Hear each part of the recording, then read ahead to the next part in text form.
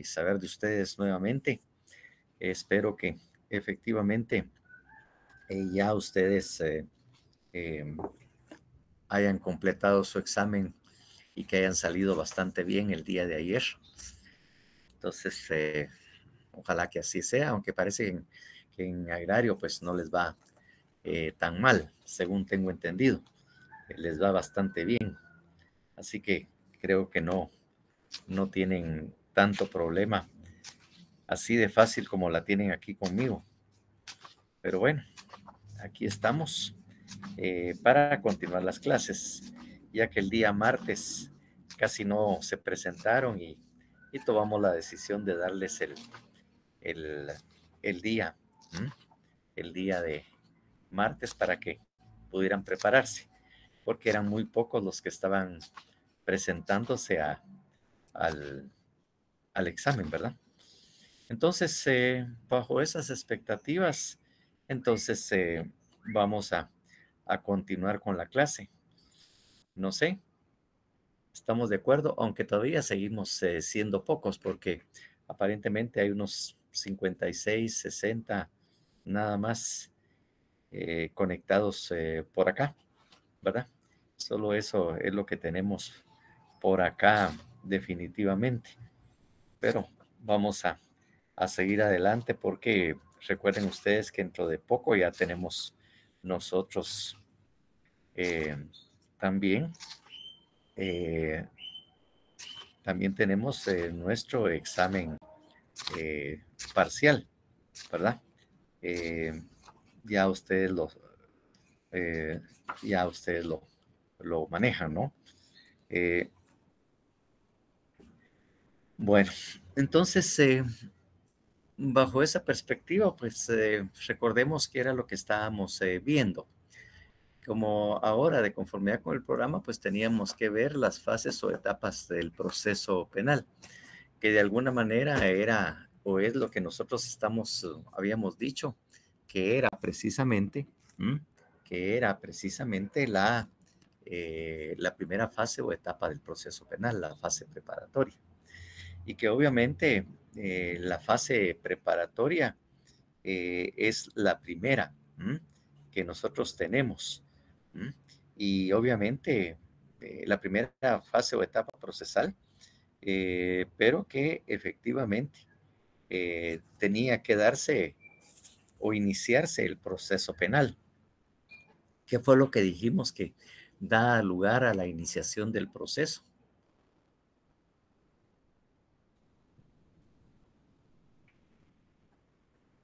¿Cómo es que se inicia el proceso penal? Que le corresponde al MP iniciar esa fase, ¿Iniciar qué fase? la preparatoria. Bueno, realmente no iniciarla. Lo que estaba preguntando es cómo es o quién da lugar o cómo se inicia la fase preparatoria. ¿Quién es el que da lugar a la iniciación de esa fase preparatoria? El juez de primera instancia, ¿En qué momento?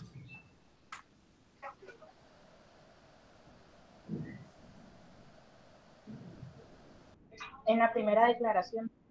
Exactamente, Madeline. Es decir, les había dicho yo que algunas personas o algunos eh, señalan que el acto introductorio es una forma de iniciación del proceso. Y yo les había dicho que definitivamente no es esa forma, pues en la que se va a iniciar, porque obviamente no, no es el momento, que el momento en que se da esa fase preparatoria es después de la primera declaración, ¿verdad? Después de la primera declaración es que efectivamente se va a iniciar la fase preparatoria, porque en ese mismo momento que se da la fase preparatoria y si el, el juez encuentra motivos racionales suficientes como para iniciar una investigación formal en ese caso, pues iniciaba la fase preparatoria y señalaba el plazo que iba a tener esta fase preparatoria, ¿no?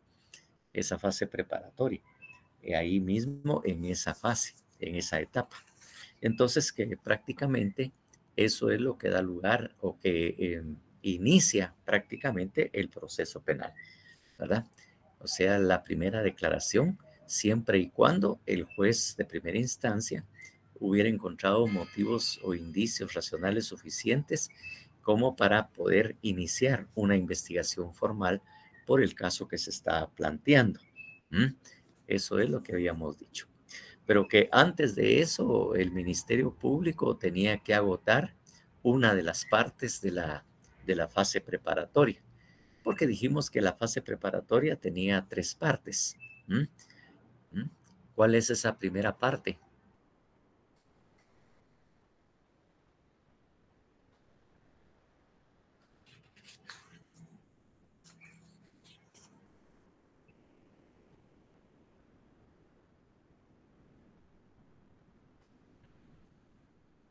¿Cuál era esa primera parte que tenía que agotar el Ministerio Público?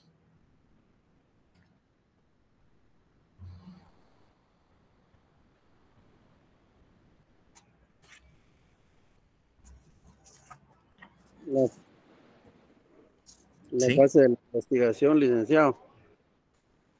Bueno, habíamos dicho que, porque como digo, creo que el examen los dejó agotados el día de ayer. Habíamos dicho de que efectivamente la fase preparatoria se dividía en 3 partes. Una primera parte que era la investigación preliminar, la investigación previa, la investigación preliminar. Eso era lo primero que se tenía que hacer, que una vez que al Ministerio Público le llegara la noticia, la noticia o que se le señalara de que efectivamente, ¿verdad? Efectivamente había un conocimiento o había un acto introductorio, entonces el Ministerio Público tenía que iniciar una investigación preliminar, ¿verdad? Esa investigación preliminar para encontrar indicios suficientes como para que un juez pueda decidir iniciar el proceso y ordenar precisamente una investigación o una etapa o ordenar la fase preparatoria. Que esa investigación preliminar, pues bueno, que esa investigación preliminar dependía de una circunstancia muy especial que lo tuvimos que ver, que si era por delito flagrante, el Ministerio Público, esa investigación previa, de conformidad con lo que manda la Constitución, tiene que agotarla dentro de las 24 horas después de detenida la persona. 24 horas tiene para poder poner a disposición, bueno, para poder iniciar precisamente la fase preparatoria y que el juez ordene una primera declaración. Si hay detención de la persona o hay un delito flagrante, solo tiene 24 horas.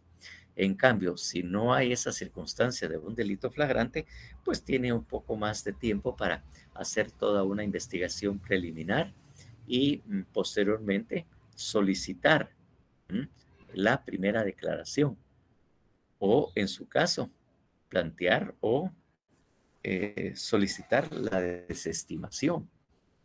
Esas eran las opciones que precisamente tenía o tiene el Ministerio Público. Entonces, tengámoslo muy, muy en cuenta. No se nos escape, pues. Que obviamente esa investigación preliminar la hace el Ministerio Público, ¿verdad? Esa la tiene que hacer el Ministerio Público. Siempre y cuando,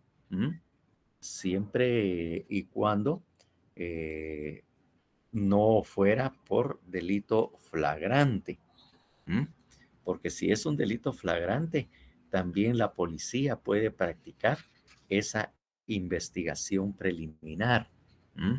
El Ministerio Público tiene esa facultad para poder realizar esa investigación preliminar. Eso estaba claramente determinado determinado cuando vimos los actos introductorios. Cuando hablamos, hablamos de la prevención policial. Ahí mismo en el 304 faculta a la Policía Nacional Civil para iniciar esa investigación preliminar. Miremos el 304 para empezar a ponernos a conectarnos, por favor.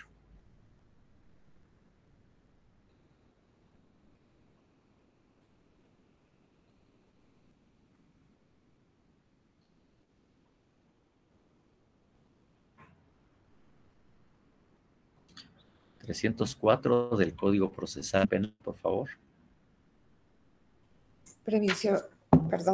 Prevención policial. Los funcionarios y agentes policiales que tengan noticia de un hecho punible perseguidos de oficio informarán enseguida detalladamente al Ministerio Público y practicarán una investigación preliminar para reunir o asegurar con urgencia los elementos de convicción y evitar la fuga u ocultación de los sospechosos. Igual función tendrán los jueces de paz en los lugares donde no existan funcionarios del Ministerio Público o agentes de la policía. Bueno, ahí tenemos precisamente que la prevención policial, obviamente, y si es conocimiento de ellos, hacen una investigación preliminar. Pues el Ministerio Público, cuando llega a conocimiento de ellos el acto introductorio, ya sea por denuncia presentada ante la Policía Nacional Civil o en el Ministerio Público, entonces ahí a partir de ese momento pues tendrían que hacer esa investigación preliminar en el Ministerio Público. Si es por querella, pues obviamente la querella debe de presentarse ante el organismo judicial. Es en los juzgados que se presenta esa querella. Y obviamente el juez, el juez después de recibirla, la remite obviamente al Ministerio Público. Entonces se la manda al Ministerio Público para que inicie esa investigación preliminar. Eso es lo que regula el 303. También del Código Procesal Penal, claro. Por favor, el 303. 303. Denuncia y querella ante un tribunal. Cuando la denuncia o la querella se presente ante un juez, ésta la remitirá inmediatamente con la documentación acompañada al Ministerio Público para que proceda a la inmediata investigación. Entonces, ahí efectivamente empieza la investigación preliminar. Y obviamente, esa investigación preliminar es para reunir suficiente información o evidencias respecto a la comisión del delito o la comisión de un hecho, ¿verdad? Con la comisión de un delito, el posible responsable, ¿no? Entonces se encuentran esos indicios racionales y si eso es así, entonces prácticamente lo que hacen es solicitar al juez. Tienen dos opciones. Tiene la opción de ordenar o solicitar la aprehensión de la persona o tiene la opción de solicitar simplemente que la persona sea citada, para efectos de, para los efectos de una primera declaración. Entonces, esas son las dos opciones después de agotada la investigación preliminar que realiza el Ministerio Público. Entonces, ya les digo, tiene esas dos opciones. En primer lugar, como ya les dije, pedirle al juez que cite a la persona que posiblemente pueda resultar responsable del delito o solicitar la detención o la aprehensión de la persona para hacerla comparecer. Esa es la posibilidad precisamente y entonces definitivamente ahí se da esto, ¿verdad? Eso lo vimos también en el 257, cuando efectivamente estábamos tratando de ver lo relativo a la aprehensión y vimos lo respectivo al delito flagrante, que ahí vimos precisamente lo relativo a la aprehensión. En ese caso, pues cuando hay delito flagrante. Y también cuando leímos el 257, que lo vamos a leer nuevamente porque para que se vuelvan a poner en sintonía, vamos a ver que ahí el Ministerio Público es cuando puede pedir la aprehensión. Por favor, solicitemos leamos el 257.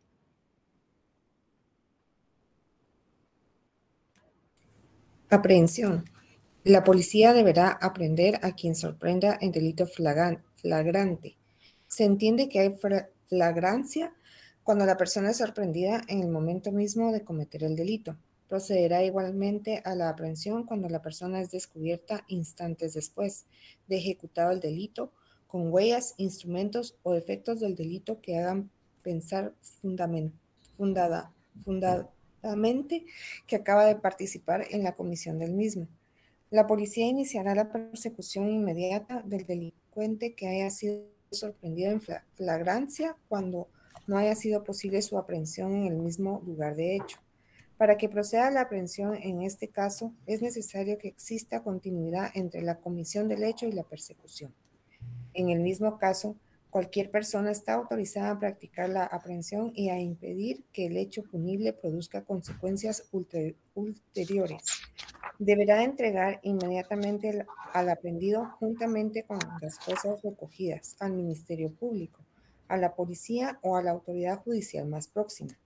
El Ministerio Público podrá solicitar la aprehensión del sindicado al juez o tribunal cuando estime que concurren los requisitos de ley y que resulta necesario su encarcelamiento, en cuyo caso lo pondrá a disposición del juez que controla la investigación. El juez podrá ordenar cualquier medida sustitutiva de la privación de libertad o prescindir de ella, caso en el cual liberará al sindicado. Bueno, entonces esos tenemos los dos casos, ¿no? Que el Ministerio Público también puede solicitar la aprehensión de la persona. Si es delito flagrante, que era la primera parte que se estaba viendo, pues la policía puede hacerlo sin orden de juez. Sin orden de juez puede ordenar o puede la policía hacerlo, siempre que concurran las circunstancias de lo que es un delito flagrante. Y entonces, obviamente, la persona es detenida y tiene que ponerse a disposición del juez a las 6 horas después de haber sido detenida. Se pone a disposición del juez y el juez ordena que le sea presentado ante él dentro de las 24 horas a efecto de que preste la primera declaración de conformidad con lo que estábamos leyendo, vimos del 81 y 82 del Código Procesal Penal, ¿verdad? Entonces,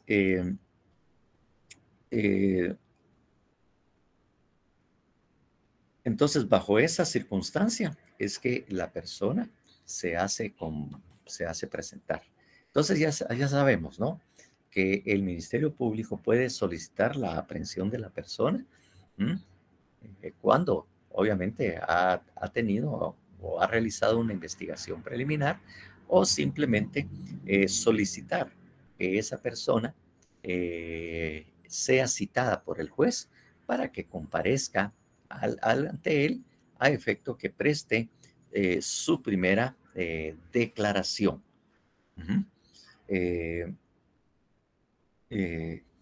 Bajo esa circunstancia, ¿no? Entonces, bajo esa circunstancia es que se da esa primera parte de la, obviamente, de la detención, de la detención de la persona, de la detención de la persona para que comparezca. Entonces se da la primera declaración y en la primera declaración, si el juez encuentra motivos suficientes, entonces obviamente ahí ordenará o se iniciará definitivamente el proceso penal. Eso es lo que, así es como se inicia, por orden de juez, después de la primera declaración. Y obviamente que se den todas las partes o todas las circunstancias que se den. Entonces, tenemos que esa primera parte a la que estamos hablando es la investigación preliminar, para encontrar elementos suficientes para poder vincular a una persona a proceso, vincular o ligar a una persona a proceso e iniciar la fase preparatoria. Esa es una de las formas. Si la segunda parte, si se da la segunda parte, entonces tenemos la fase de investigación o preparatoria propiamente dicha. Y obviamente esta fase preparatoria está a cargo del Ministerio Público, y se realizará dentro del plazo que señale precisamente el juez después de la primera declaración. Después de que se da esa primera declaración, el juez señalará precisamente en qué momento se va a dar termina precisamente esa declaración que fue ordenada por el juez.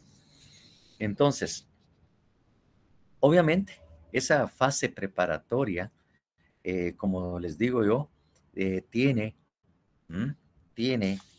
un máximo de 3 meses o 6 si se ha dictado una medida sustitutiva. Entonces, efectivamente, el plazo o la duración está regulada en el 323.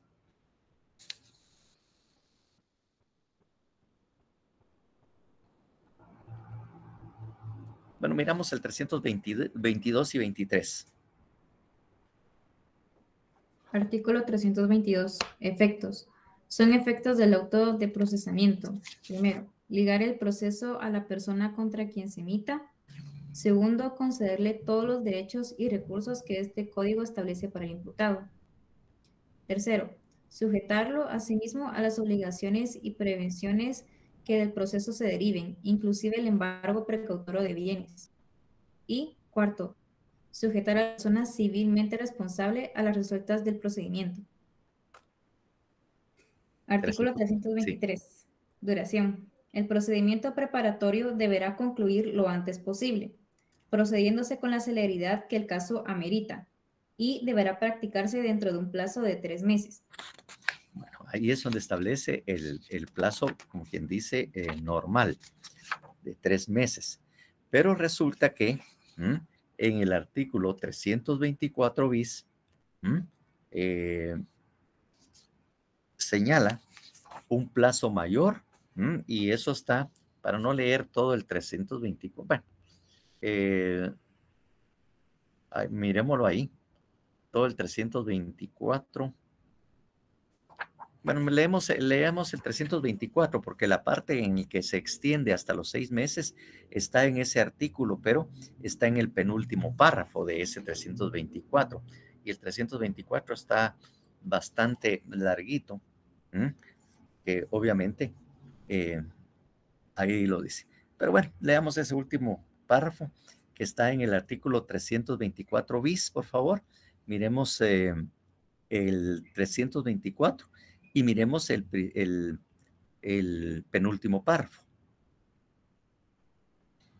Leo el 324 petición de apertura y el último párrafo del penúltimo, sí. Bis. Sí, bueno. Sí. Petición de apertura. Cuando el Ministerio Público estime que la investigación proporciona fundamento serio para el 324 bis, por favor, el siguiente.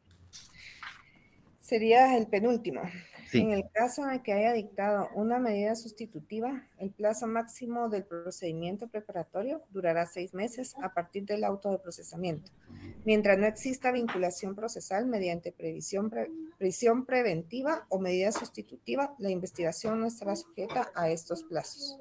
Bueno, ahí tenemos pues que efectivamente el periodo o la fase preparatoria tiene un plazo de 3 o 6 meses.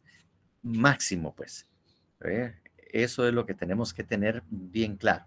Es un plazo máximo de 3 meses.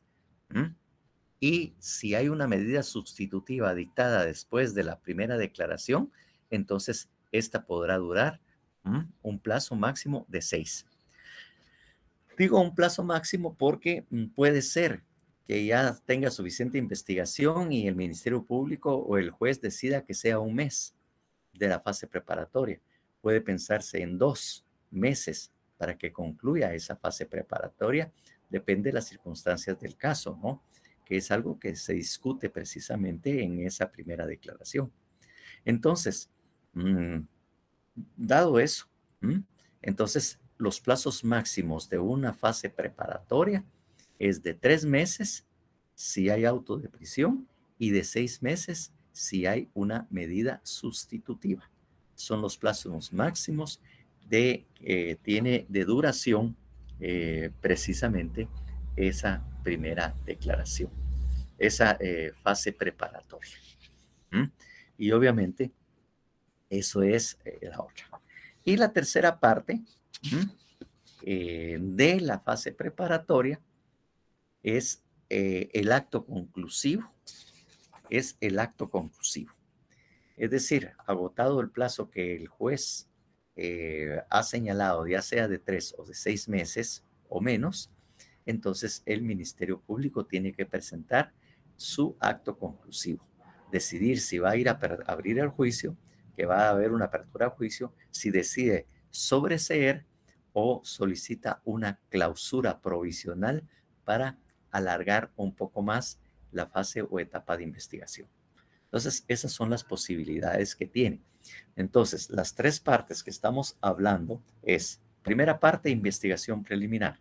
La segunda, la fase preparatoria propiamente dicha, que es la segunda parte, que pues tiene una duración hasta 3 meses si hay prisión preventiva, o de 6 meses o hasta 6 meses si hay una medida sustitutiva. Eso es en cuanto a la fase preparatoria propiamente dicha. Pablo René. Licenciado, disculpe, ¿podría repetir la primera? Es que está cayendo el cielo aquí donde vivo. Pues les decía, ¿verdad? Que en esa primera parte,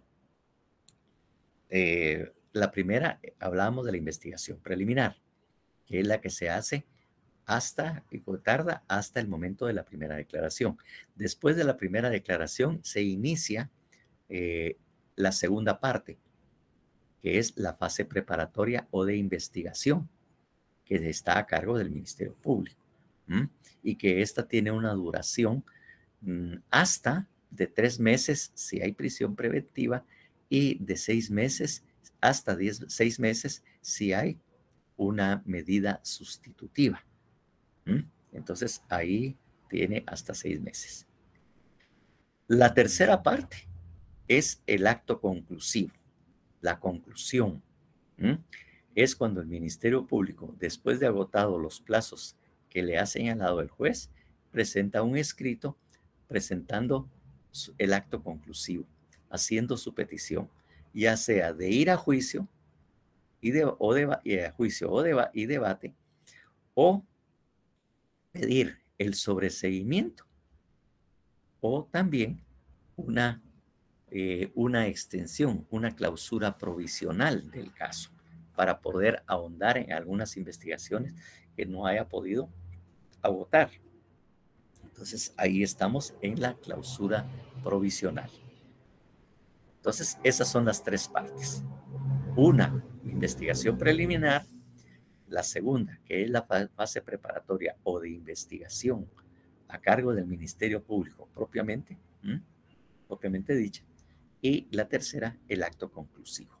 Esas son las tres partes en que se divide esta fase preparatoria. Esas son las tres partes en que se divide. Entonces, la investigación preliminar, habíamos dicho que era esa investigación previa necesaria para fundamentar o pedir al juez que se inicie el proceso, que se inicie el proceso penal. Y obviamente, si el juez ordena ese, si lo autoriza, después de la primera declaración, miremos lo que señala el 309 del Código Procesal Penal.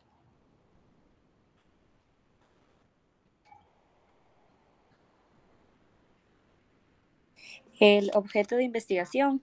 ¿Sí?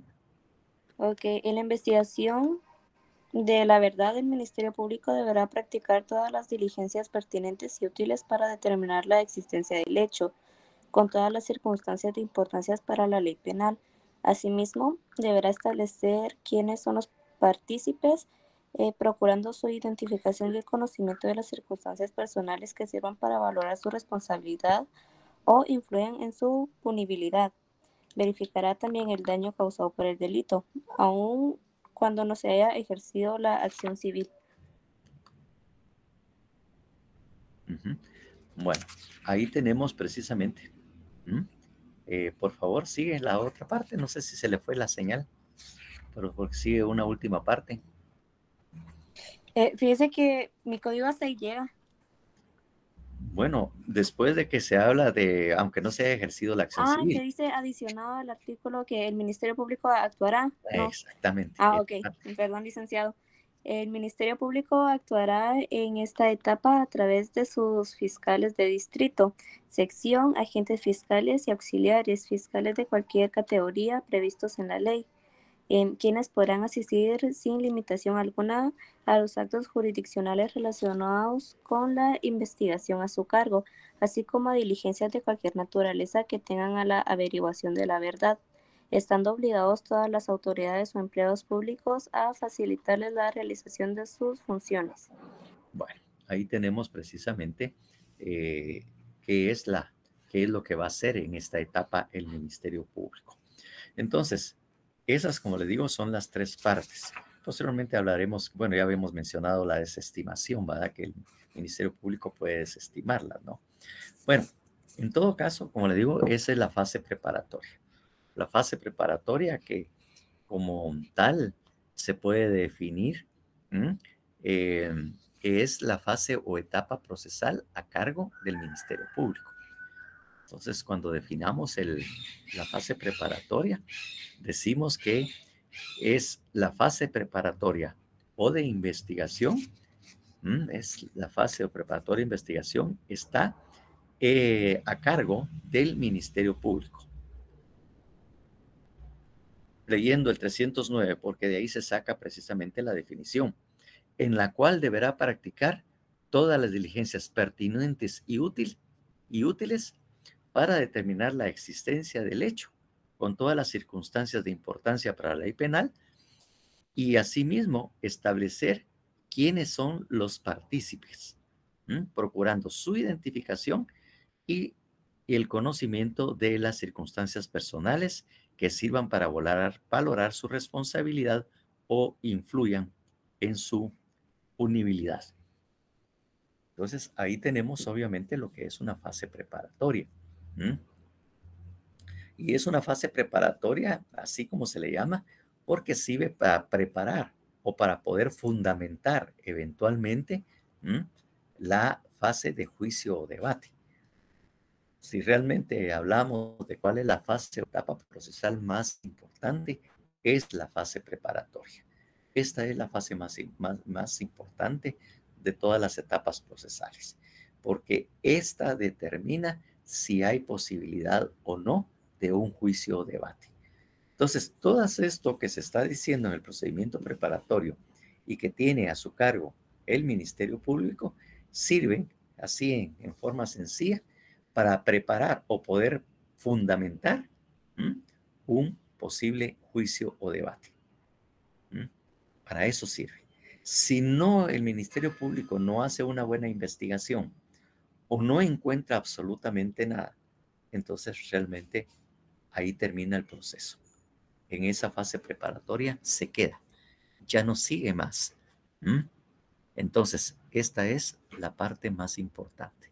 La fase preparatoria o de investigación es la más importante del proceso y que, como ya dije, es la fase o etapa a cargo del Ministerio Público que va donde debe practicar todas las diligencias pertinentes y útiles para determinar la existencia del delito y en todas sus circunstancias la posible participación, ¿verdad?, de las personas, quienes son los partícipes, y así determinar su identificación y las circunstancias particulares de cada uno de los partícipes. Eso es precisamente. Y todo esto, como les digo, nos servirá eventualmente para poder ir a la siguiente etapa o fase o etapa procesal, que es de el juicio o debate, ¿verdad? Esto es precisamente lo que tenemos que ver precisamente, ¿verdad? En este caso. Bueno, entonces, para ir así en partes, nosotros, como les digo, el Ministerio Público agota esa investigación preliminar, esa investigación preliminar, y una vez que ha terminado esa investigación preliminar y que considera que tiene suficientes información, pues obviamente va a pedir que se dé o se señale audiencia de primera declaración. Y en esa audiencia de primera declaración se va a dar todo lo que indica el artículo 82. El artículo 82, como le digo, no es solo un artículo, sino establece los distintos procedimientos que deben agotarse precisamente, o que deben agotarse para poder iniciar el proceso penal. Entonces, siendo esto importante, le vamos a dedicar un poco de tiempo y vamos a ver. El Ministerio Público solicitó, obviamente, esa primera declaración, ya sea porque ordenó la aprehensión o solicitó que la persona posiblemente responsable sea citada para comparecer ante el juez con, obviamente, su abogado defensor. Entonces, al iniciar la audiencia, ¿verdad? Al iniciar la audiencia, el juez debe, porque esa es la función y aquí le está determinada en la ley qué es lo que debe de hacer. Aquí, como les digo, y eso les da mucho más fundamento cuando decimos que el derecho procesal penal regula la actividad la actividad jurisdiccional. Le dice al juez qué es lo que debe de hacer y cómo lo debe de hacer. Y también, obviamente, regula la actividad procesal de las partes. En este caso, vamos a ver cómo le hace al juez y le dice qué es lo que tiene que hacer al momento de que se inicia esa audiencia de primera declaración. Para el efecto, miremos el artículo 81, por favor, del Código Procesal Penal.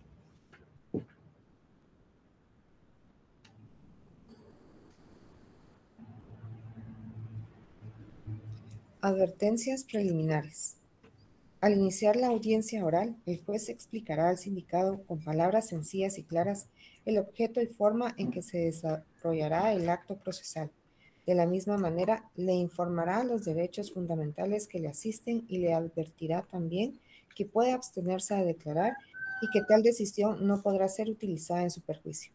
Asimismo, le pedirá que proporcione su nombre completo, edad, estado civil, profesión u oficio, nacionalidad, fecha y lugar de nacimiento, domicilio, lugar de residencia y, si fuera el caso, nombre del cónyuge e hijos y las personas con quienes vive, de las cuales depende o esté bajo su guarda. En las declaraciones que preste el sindicado durante el procedimiento preparatorio, el juez deberá instruirle acerca de que puede exigir la presencia de su defensor y consultar con él la actitud a asumir antes de comenzar la declaración sobre el hecho. Bueno, eso es lo primero que hace el juez, le hace esa advertencia, lo identifica, te pide su número de DPI, toda la información en dónde vive, si trabaja, en dónde trabaja, y muchas veces también incluso le pide más o menos cuántos son sus ingresos mensuales, ¿verdad? Le pide toda esa información para saber acerca de él, ¿verdad? Para saber establecer acerca de él. Una vez agotada esta primera parte, se da precisamente lo que desarrolla el artículo 82. Primero lo vamos a leer en forma general y lo vamos a ir desarrollando, ¿verdad? Desarrollando despacio para que logremos comprender claramente lo que ahí se...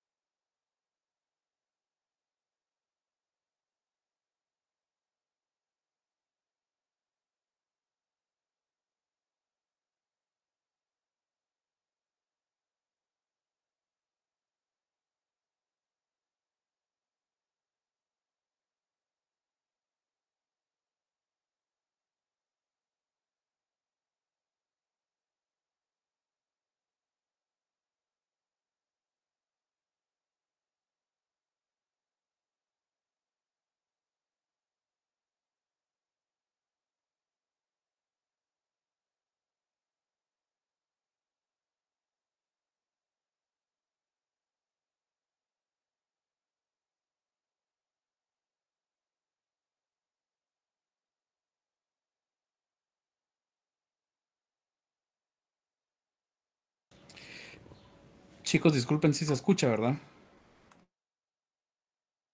Sí. Sí, ok. Sí, lo que pasa es que aparentemente se le fue la señal, doctor. Entonces, él acaba de llamarme. Cualquier cuestión.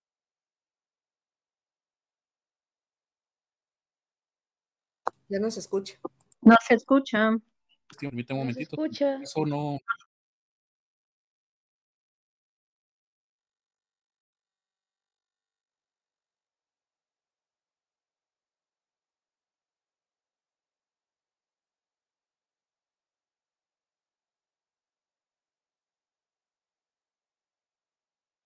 Bueno, yo creo que aquí sí me escuchan. No sé si aquí sí se escucha bien, ¿verdad, chicos?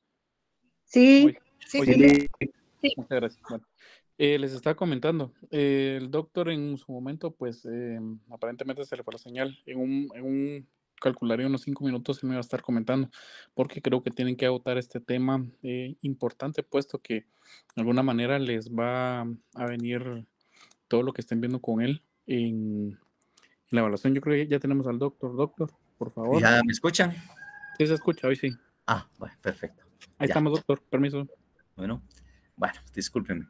Entonces les decía yo que vamos a leer el artículo 82, efectivamente, para ver el desarrollo. Primero lo vamos a leer así en forma continua, aunque después vamos a ir explicando cada una de las partes que tiene precisamente ese artículo 82. Por favor. Artículo 82.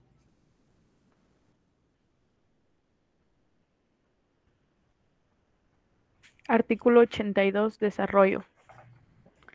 La audiencia se desarrollará de conformidad con lo siguiente. Primero, el juez concederá la palabra al fiscal para que intime los hechos al sindicado, con todas las circunstancias de tiempo, modo y lugar. Su calificación jurídica provisional, disposiciones legales aplicables y descripción de los elementos de convicción existentes. 2. Si el sindicado acepta declarar, el juez le dará el tiempo para que lo haga libremente. 3. Después de declarar, el sindicado puede ser sometido al interrogatorio legal del fiscal y del defensor. 4.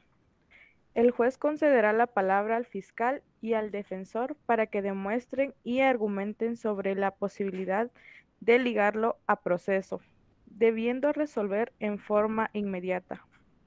5. El juez concederá nuevamente la palabra al fiscal y al defensor para que demuestren y argumenten sobre la necesidad de medidas de coerción, debiendo el juez resolver en forma inmediata. 6. El fiscal y el defensor se pronunciarán sobre el plazo razonable para la investigación. El juez deberá fijar día para la presentación del acto conclusivo y día y hora para la audiencia intermedia, la cual deberá llevarse a cabo en un plazo no menor de 10 días, ni mayor de 15 días a partir de la fecha fijada para el acto conclusivo.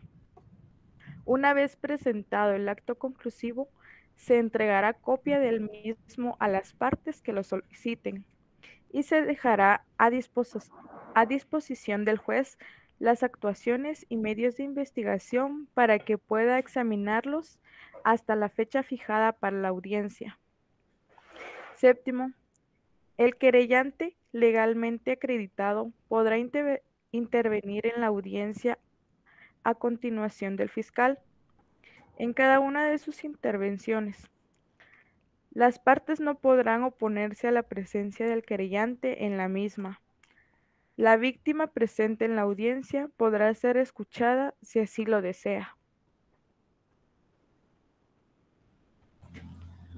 Bueno, pues bueno, ahí efectivamente ven ustedes que es todo lo que desarrolla. Esa actividad, como le digo, normalmente sí tiene su buen tiempo de duración. O sea, fácilmente se pueden pasar ahí, dependiendo del caso, unas 2-3 horas, porque son muchas las actividades que se tienen que practicar o realizar precisamente dentro de esto. Entonces, ya le digo, el 82 tiene varias etapas o varios momentos que son sumamente importantes para la continuidad o no. Es más, el Ministerio Público, el juez, a partir o después de agotada esa actividad o esa primera declaración, tiene que emitir 2 autos. Un auto de procesamiento, y un auto de medida de coerción. O sea, son 2 los autos que tiene que dictar el juez dentro de eso, ¿verdad? El primero es para ligar o no a proceso y que efectivamente señale cuánto es el tiempo o cuánto es el plazo en que debe durar la fase preparatoria, ¿verdad? O la fase preparatoria o de investigación. Le va a decir de una vez al juez, al Ministerio Público, cuánto es lo que debe de tardar, ¿verdad? Bueno, entonces, como ven ustedes, en el numeral 1, el primero que tiene la voz cantante o el que tiene que hablar es el Ministerio Público, quien obviamente ya saben ustedes que es la parte acusadora. Es la que tiene a su cargo demostrar la posible culpabilidad de la persona. Y para eso es que va a realizar toda la investigación. Para eso es que va a realizar una investigación de la verdad para ver qué fue lo que ocurrió. Entonces, el juez dice, le va a conseguir la palabra para que intime. Cuando dice intimación, es sindique, podría ser el sinónimo. Intime no quiere decir que vaya a haber intimidad, ¿no? Sino que intime o de alguna manera sindique los hechos al procesar. O sea, hace la intimación. Él les indica de los hechos de los cuales él en su investigación prueba llegó a establecer.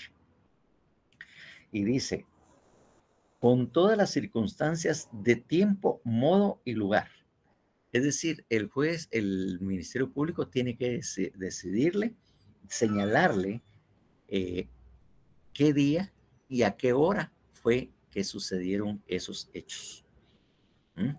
Por eso es que se hace en circunstancias de tiempo, es señalar el día y la hora aproximadamente en que sucedieron los hechos. El modo, qué fue o cómo fue lo que se hizo, cómo fue que él cometió el delito. Y obviamente el lugar donde fue cometido el hecho delictuoso. Entonces son de las tres cosas que incluye la intimación: tiempo, modo y lugar. La calificación jurídica provisional.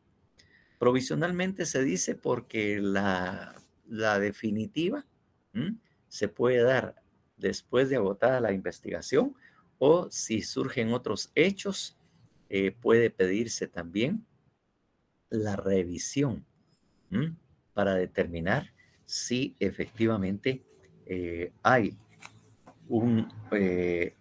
otra calificación jurídica o hay circunstancias nuevas para poder realizar en esa revisión de la revisión, obviamente, de el auto de procesamiento en cuanto a la calificación jurídica que se hace del delito.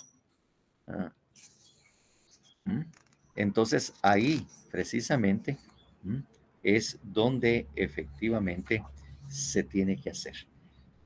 Se va a revisar y el delito puede cambiarse. Es más, el delito o la tipificación que yo les decía, porque ahí lo que hace el fiscal es hacer una tipificación provisional del hecho. Le dice qué fue lo que hizo y le da provisional. Y le digo que es provisional porque la tipicidad se puede discutir desde ese momento hasta prácticamente lo que es la apelación especial. En la apelación especial todavía la sala puede todavía tipificar de manera distinta el hecho por el cual la persona ha sido sindicada. Y como les digo y lo vuelvo a repetir, la tipificación se discute en todo el proceso. Tan es así que si hay una acción de revisión, o sea, después que se haya dictado, después de que haya una sentencia supuestamente ejecutoriada, en que la persona ya esté cumpliendo la condena o la pena que se le haya impuesto, ¿verdad? En la acción de revisión de la que hemos hablado y que obviamente sucede solo en penal, ¿verdad? Sucede solo en penal, que puede de todas maneras iniciarse o discutirse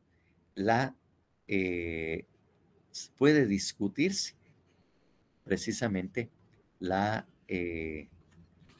acción o revisión. En la acción de revisión puede discutirse precisamente si efectivamente esa era la tipificación la tipicidad o lo que se ha tipificado. Entonces, vemos efectivamente que la tipicidad juega un papel muy importante dentro de todo el proceso. Muy importantísimo. Cuando nosotros miramos la revisión, y que ya la habíamos leído una parte, y miramos el artículo 400, se haga la revisión, ¿verdad? Se puede, obviamente, demostrar de que el delito sea distinto, que pueda darse un delito distinto y que obviamente le pueda ser aplicado. Eso es lo que todavía se puede hacer dentro de lo que es la acción de revisión.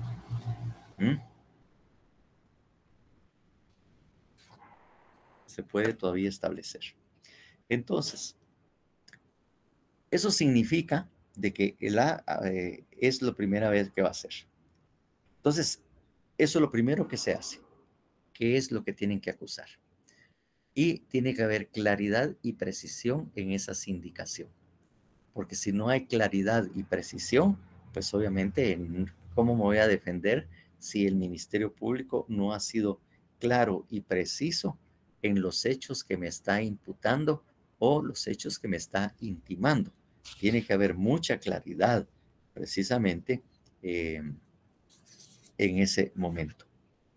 Entonces, una vez que se ha oído esa primera declaración, dice, si el sindicado acepta declarar, el juez le dará tiempo para que lo haga libremente.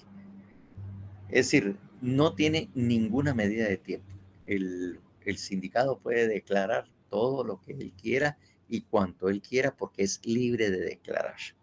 Llegando al extremo, como ya en algún momento les había indicado, que el sindicado en su declaración puede hasta mentir. Puede hasta mentir.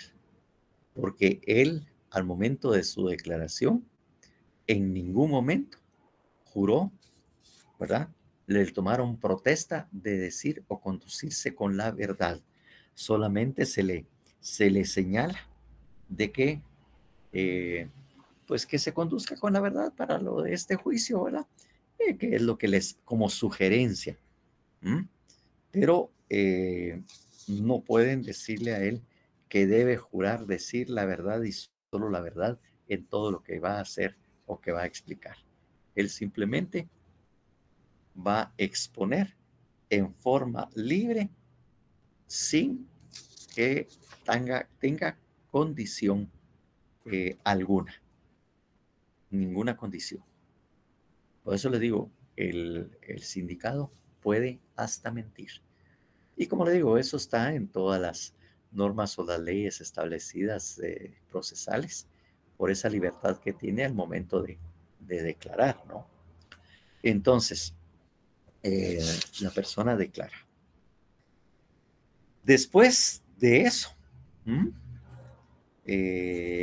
después de que termine él su declaración, lo pueden interrogar, ¿verdad? El fiscal y el defensor pueden someterlo a un interrogatorio.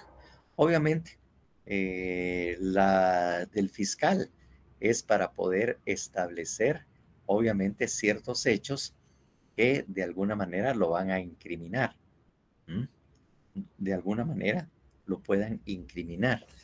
Pero definitivamente, como les digo, y en cambio el defensor solamente para que se aclare ciertas circunstancias, pues, porque hay una circunstancia muy importante en la Constitución respecto a la persona que está declarando,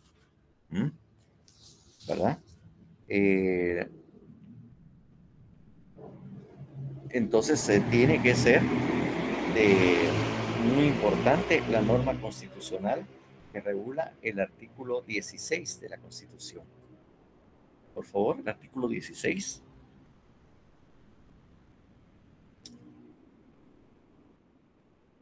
de la Constitución. Declaración contra sí y parientes. En el proceso penal, ninguna persona puede ser obligada a declarar contra sí misma, contra su cónyuge o persona unida de hecho legalmente, ni contra sus parientes dentro de los grados de ley. Entonces, esta es la delimitación dentro de lo que es la primera declaración, limitaciones de carácter constitucional, que nadie está obligado a declarar contra sí mismo. Porque la confesión, si él llega y dice, mire, sí, yo fui culpable y yo hice tal cosa, eso no puede ser valorada de acuerdo al artículo 16 y en forma extensiva. Como no puede ser valorada, no puede ser valorada por el juez para poder dictar una sentencia condenatoria, derivado de ese artículo 16. Y como es para protección, la interpretación del artículo 16 se interpreta en forma extensiva. Que la confesión o declaraciones contra sí misma, el juez no puede valorarla para fundamentar una resolución en su contra. Así es como se establece en función de este artículo 16 constitucional, que lo ampara. Y como les digo, José Huarcas. Yo tengo una duda. ¿Qué pasa si esa persona le confiesa a otra persona, o sea, una persona diferente, diciéndole que sí, él cometió el hecho delictivo, que él actuó, hizo tal acción en contra de otra persona, y al final esa persona va a un juicio a confesar todo lo que le dijo la otra persona? ¿Qué pasa en ese sentido? ¿Será que se toma en cuenta o no? Bueno, eso se tendrá que valorar al momento y bajo qué circunstancias pudo haber sido dicho, pues. Efectivamente puede tomarse en cuenta, pero no puede ser una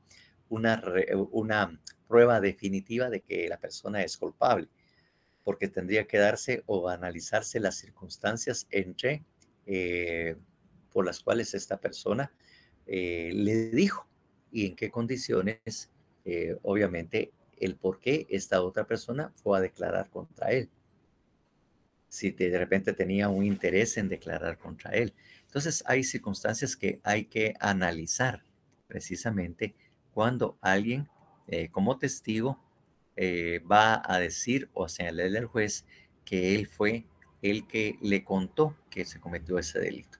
Habrá que analizarlo muy bien y si no corre amparado en el artículo 16. Si no corre en eso. Pero como le digo, tendrá que ser valorado. Porque pongámonos a analizar así muy detenidamente y fríamente. Si una persona llega con ustedes y le dice, sí, fíjate que yo me lo troné, yo lo maté porque tal y tal cosa, por tal motivo, y no me aguanté, y yo lo fui a buscar y le fui a meter su par de balazos. O sea que yo lo maté. Si esa persona llegó con ustedes y por la confianza que le tenían, teniendo esa confianza, ¿por qué después va a llegar y lo va a poner en problemas? Supuestamente no había suficiente confianza o amistad o afecto dentro de ellos como para después lo vaya a traicionar y vaya a poner a señalar de que él fue el que confesó o le contó que él lo había matado. ¿Qué los hace pensar a ustedes? Así, no jurídicamente. No jurídicamente. ¿Qué hace pensar a ustedes si una persona hace eso? Y después, ¿qué decir que vaya a ser como testigo?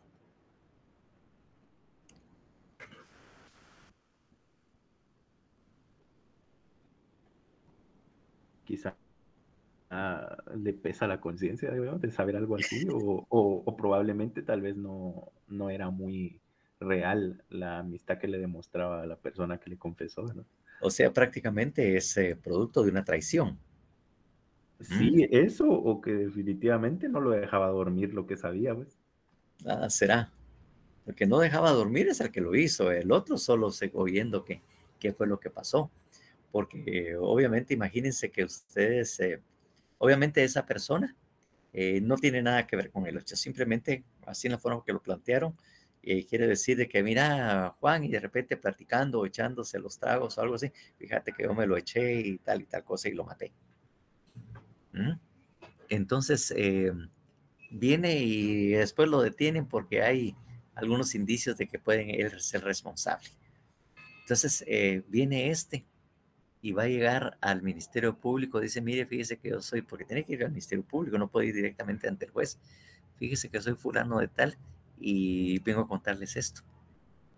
Presentarse al Ministerio Público, ir a declarar qué fue lo que le dijo él y bajo qué circunstancias se lo dijo, pues. Entonces,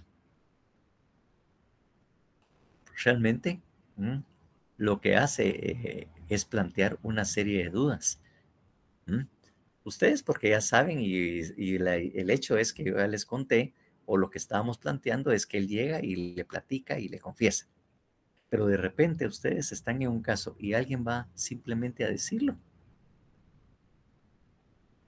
Sería muy discutible y la defensa obviamente se va a oponer a precisamente que se tome ese criterio, porque ¿de dónde sale este testigo a manifestar de repente toda la verdad? O sea, salta una serie de dudas, pues. Entonces, lo que uno hace es hacer relevante la duda de que efectivamente si la persona está o no diciendo la verdad, si efectivamente la persona fue o no el culpable, pues, de la comisión de ese hecho delictivo. Entonces, resulta, pues, hasta ahorita no he visto realmente a alguien que haya llegado con esa actitud a contarle a un juez, y no recuerdo algún caso en que eso haya sucedido. Hasta la fecha no recuerdo ningún caso. Y estoy tratando de ver si en algún momento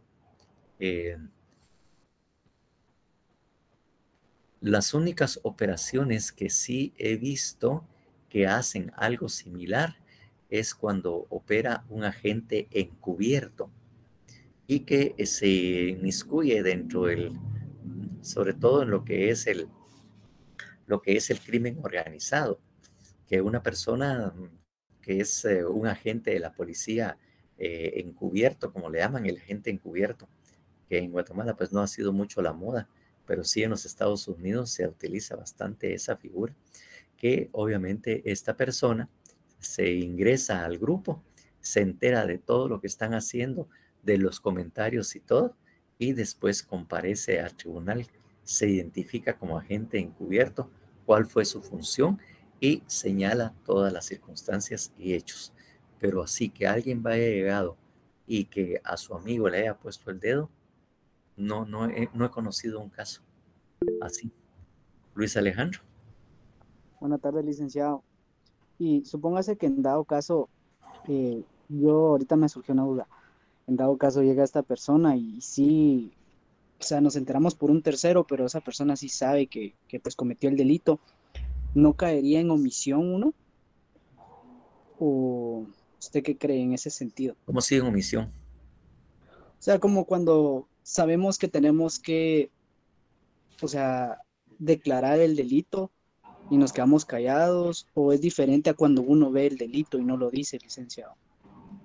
No sé si me voy a entender. Exactamente, si alguien mira que se cometió un delito y sabe quién lo cometió y todo, porque él fue testigo, pero después, por seguridad personal o por miedo, no declara. Ahí sería diferente, entonces. Ahí sería diferente, porque es un testigo, él vio el delito, pero no es el mismo caso en que alguien venga y con confianza le dice, mira vos, fíjate que yo lo hice, pues. Porque cuéntenme, y esto sucede a veces también en la vida real, pero con cuestiones pequeñas, que cuando estamos en la escuela y hacen una travesura o hacen algo, de repente el cuate que lo hizo le dice, fíjate vos que yo tal, es que yo fui, hombre, cállate, hombre, pero fíjate que yo fui el que hizo esa cuestión o hizo la travesura. Entonces, o no sé si alguien hizo algo y todo, y andan averiguando qué pasó. Y el otro le dice, no, hombre, es que yo lo hice y te cuento que tal y tal cosa. ustedes iban con la maestra y le decían, mire, ya sé quién fue el que lo cometió, fue fulano, él me vino a contar de que él fue el que lo hizo. Porque en las escuelas aparecen muchas cosas, ¿verdad? De que se ponen de acuerdo y de repente uno, para librarse del castigo, dice, sí, es que fulano fue el que lo hizo, y le empieza a poner el dedo al que lo hizo. O a veces el mismo que hizo le pone el dedo a otro diciendo que él fue, para zafarse de ese hecho. ¿No vieron algo así o sucedió algo así en la escuela cuando eran estudiantes? Siempre. Bastantes veces. Lo malo que ahí sí ponderan esa declaración. Ajá, exactamente, ¿verdad? Porque andan en grupo, alguien jodió y al joder, entonces después le van a decir. Incluso a veces tenemos compañeros que, como quien dice, nos ponemos de acuerdo y vamos a hacer tal y tal cosa, aquel travesura y esto, que tal cosa. Llega uno, llega con la maestra, mire, señor, fíjese que le quería contar que fulano y fulano se están juntando y dicen que van a hacer tal y tal cosa y que ellos van a hacer tal cosa. Y le ponen el dedo a uno. ¿Nunca les pasó eso? Bien, Rick. ¿Verdad que sí? Que él los va a poner y él se zafa, y a veces él fue el que promovió toda la cuestión. Yo conocí a alguien que promovió toda la cuestión, yo andaba por ahí, él promovió que iban a hacerlo y todos dijeron, sí, que no sé qué, vamos a hacerlo. Medio mudo ahí me quedé y toda la cuestión. Y después de que él fue el que lo ideó y lo planificó y todo, llegó a contarles, fíjese, señor, que ellos andan diciendo que tal cosa y que van a hacer tal y tal cosa. Ellos estaban diciendo, pero si vos estabas ahí, vos fuiste el que dijiste eso, si vos fuiste el que nos dijiste que lo hiciéramos, ¿no les pasó algo? Bien, Rick, algunas veces. Bueno, ¿y qué hizo la maestra en esos casos? En mi caso íbamos a atentar contra la maestra. Pero dijo, al final, ¿qué fue lo que hizo la maestra? Así que no sé qué, que no sé cuánto. Y obviamente los castigó, los señaló y todo. No pasó nada, porque al final simplemente él fue a descubrirles el pan hasta la maestra y que lo que estábamos haciendo, ¿va? Y toda la cuestión. Testificó lo conducente a la directora. Sí, exactamente. Miren que a la dirección, porque ellos andan haciendo, y mandan a todos, incluso mandan al delator. Y luego le cae. ¿Ah? Y luego le cae el que delata. Sí. Ay, después. Ay, vas a ver qué va a pasar después. ¿Qué le va a pasar? Y después, ¿quién en el grupo, en la escuela, a todos los compañeros, quién pierde la confianza? Después, ¿con quiénes no se junta? Tener cuidado con fulano, porque se ve, es bien chismoso, viene después a contar y viene.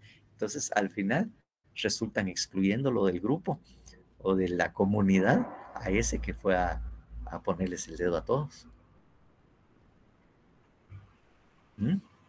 Entonces es difícil, pero como le digo, hasta ahora no he sabido de alguien que va a contar, salvo que sea un agente encubierto en el que con esa función se acerca al grupo o a la persona y ésta le cuenta todo. Incluso a veces lo hacen también en la cárcel, que dependiendo, como le digo, cuando es crimen organizado sobre todo, y ahí en la cárcel, pues de repente él se gana la confianza y cuenta y después llega como testigo. Eso sí lo he visto en algunas películas norteamericanas. José Huercas estaba levantando la mano. ¿Sí? Sí, licenciado, se me ocurre otra duda, licenciado. ¿Qué pasa, por ejemplo, si, digamos, un grupo de personas organizaron, un acto ilícito? Sin embargo, digamos de que son 4 personas. Y esos cometiendo el delito o el acto ilícito, esos 4 personas, solo 3 que la policía les agarró. Sin embargo, ellos confiesan de que hay otro cuarto, por lo que será que se puede tomar en cuenta. Sí, bajo esas circunstancias sí ha pasado, pues obviamente porque al final se integran un grupo, entonces sí ha pasado a veces que después lo integran o a veces lo guardan, pues dependiendo cuál fue el papel que a él le tocó responder, porque si hay 4 personas participando en la comisión de un delito, cada quien tiene asignado un papel o una actividad. No todos van a matarlo, pero todos, como quien dice, hacen un plan donde cada quien tiene roles o tareas que realizar para poder cometer un delito. Eso es lo que pasa sobre todo en los crímenes organizados, que cada quien tiene una función para efecto de lograr la ejecución de ese delito. Esos son los actos preparatorios del delito. Invitar a otros o ponerse de acuerdo con otros para la comisión de un delito y efectivamente se ejecuta. En el que hay un autor, ahí hay diferentes cómplices o coautores del delito. La complicidad. Bueno, en esas cosas así se dan. Bueno, son las -20. Ya con esto que nos entretuvimos platicando, ya no pudimos continuar. Vamos a dejarlo ahí y entonces nos vemos el día martes. ¿Será que estaba pensando si nos mirábamos el sábado por la tarde para poder cumplir con el de la clase del día martes y poder incluir? Bueno, ahí se lo vamos a poner a su conocimiento para ver si lo hacemos. Y efectivamente nos reuniríamos el sábado en la tarde. Diana Gabriel.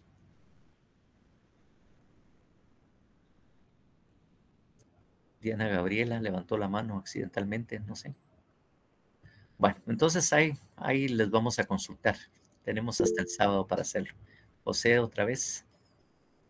Y él fue el culpable. Sí.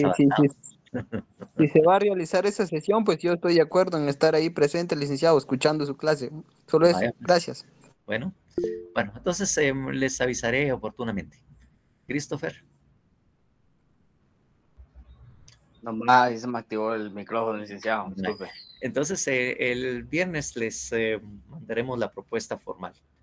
Bueno, pasen buena tarde.